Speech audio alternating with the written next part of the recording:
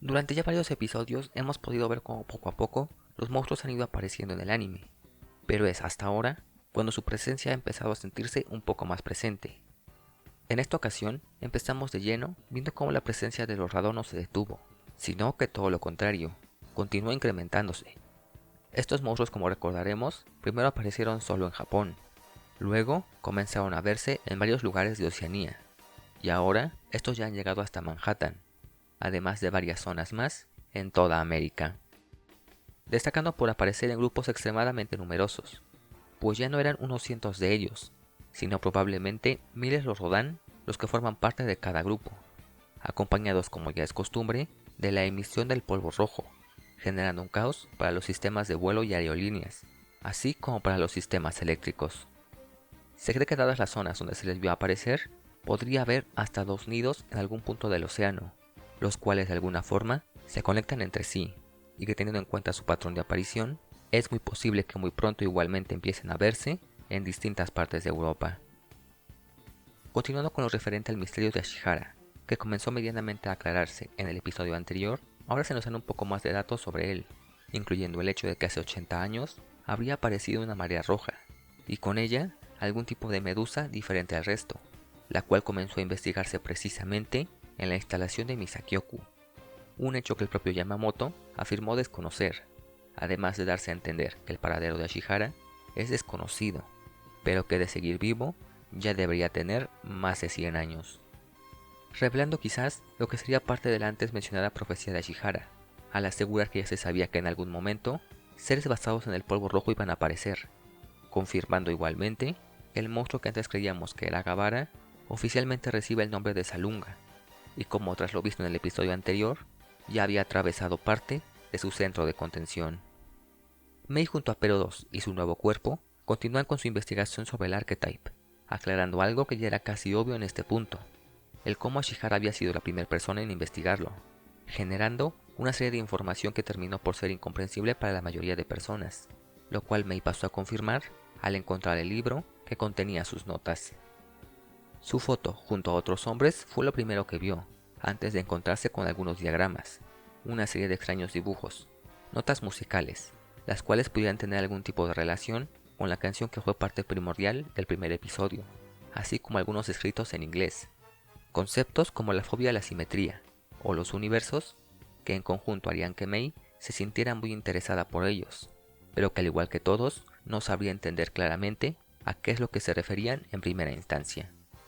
Sin embargo, mientras llevaba a cabo su investigación, se vería interrumpida por Kanoko, quien haciendo referencia a un poema del siglo XVIII, prácticamente le daría indirectamente la respuesta a Mei sobre lo que estaba buscando, al darse cuenta que aquel poema podría estar íntimamente relacionado con lo que la cascada de Ashihara propone, por lo que al darse cuenta de ello, dejó a Kanoko y fue a enseñarle sus resultados a la doctora Lee, quien al verlos luce claramente satisfecha, proponiéndole que la acompañe de nuevo, esta vez hasta Londres. Esta igualmente le comunicaría a Vivi que el dilema de Ashihara había sido finalmente resuelto por alguien llamado Mei, pudiendo conocer en este momento igualmente a quien sería la hija de Vivi. Pero dejando a Ashihara y al Archetype a un lado, volvemos al punto en donde se quedó el episodio anterior. La batalla entre Anguirus y Jet Jaguar fue realmente corta en un principio, y es que a diferencia de Goro, quien deseaba enfrentarse completamente a Anguirus, este último más bien no buscaba llevar a cabo un combate como tal, pues justo como Jun lo mencionó, solo tenía curiosidad de saber qué era con lo que estaba luchando, literalmente jugando con Jet Jaguar. Pero incluso aún así, el robot no pudo hacer mucho, cayendo derrotado sin mucho problema. Anguirus, viéndose completamente desinteresado en él, dejó al robot a un lado, pero los ataques contra él no cesaron. Los militares presentes comenzaron a atacarlo constantemente, a lo que el monstruo acorazado respondería, volviendo a usar su capacidad de bloquear y rebotar las balas, demostrando que puede hacerlo perfectamente, incluso cuando los proyectiles le llegan de forma masiva, regresándolos a sus atacantes y así finalmente deshaciéndose de ellos. Mientras eso pasaba, Jet Jaguar volvió a la acción, esta vez tomando directamente el arpón que antes había fallado al tratar de parar a Anguirus, y llevándoselo para atacarlo directamente. Al estar tan cerca, Anguirus no pudo prever el ataque y mucho menos bloquearlo, por lo que luego de chocar directamente contra él, Jet Jaguar finalmente consiguió enterrarle el arpón, haciendo que su rival cayera al suelo, dejando un charco de sangre. Anguirus aparentemente había muerto. Ante esta victoria, sería un motivo de celebrar para las autoridades presentes, pero sin que nadie lo esperara, Anguirus volvió a tomar conciencia, volviéndose a levantar y continuando su avance por la zona. Goro no esperó ni un momento más, y rápidamente se lanzó a enfrentarlo de nuevo, pero antes de que pudiera hacerle algo, Anguirus le cortó la cabeza, al golpearlo directamente con su cola. Ya llegó a dejar ver que el interior de su cabeza es muy similar al dispositivo que poseía Mechagodzilla en 1975, pero que estaba lejos de quedar fuera de combate. Goro quedó incapaz de seguir, luego de que un segundo ataque mandara a Jet Jaguar a volar contra un árbol, por lo que Jun volvió a activar su inteligencia artificial, pero ahora con él acompañándolo, para así guiarlo al momento de atacar a Anguirus. Algo bastante extraño, teniendo en cuenta que tan solo minutos antes, y en el episodio anterior, Jun se vio muy interesado en él, negándose al menos un par de veces que lo atacaran. Pero de cualquier modo, este termina atrayendo a Anguirus, obligándolo a que saltara sobre él, para que de esta forma lo atacara directamente a su cabeza. Un ataque directo que afectó fatalmente a Anguirus, llevándolo ahora sí a perder la vida, seguramente para siempre. Jun quedó inconsciente luego del ataque, pero pudiendo escuchar al mismo tiempo cómo se dan a conocer unos datos muy interesantes sobre los monstruos, que estos poseen su propio sistema de ADN, el cual pueden reescribirlo usando otros sistemas de organismos,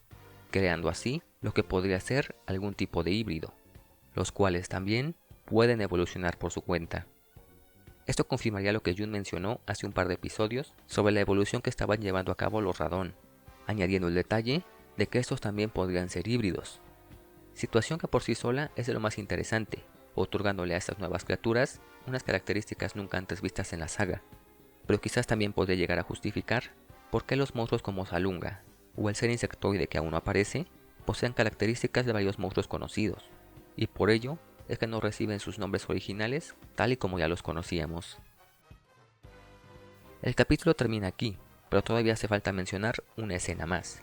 En esta podemos ver cómo los manda que conocimos en capítulos anteriores no eran solo 3, pues aquí ya directamente en los radares de los buques de las fuerzas de defensa que los persiguen, podemos ver que hay hasta 8 de ellos, dejando ver cómo estos pueden ser heridos e incluso posiblemente muriendo al desaparecer de los radares al impactar las balas. Sin embargo, en medio del enfrentamiento contra los Manda, un objeto desconocido llegó al lugar, el cual no tardó mucho tiempo en revelarse que no era otro que el propio Godzilla Aquatilis,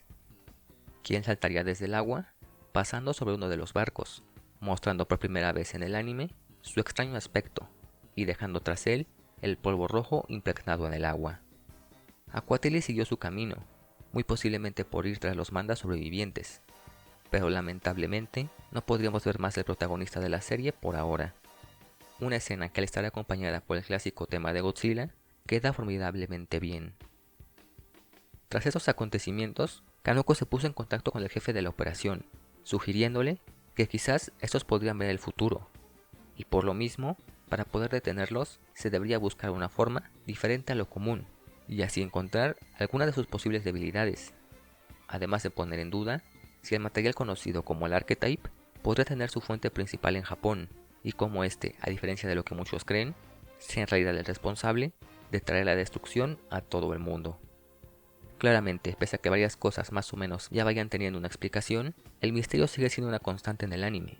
Personalmente esto me agrada bastante, pero lo que me gusta todavía más es que los monstruos ya estén recibiendo un poco más de tiempo en pantalla, unos momentos que hasta ahora han estado realmente excelentes, y que espero se siga haciendo así durante el resto de la que ya es la segunda mitad de Godzilla Singular Point.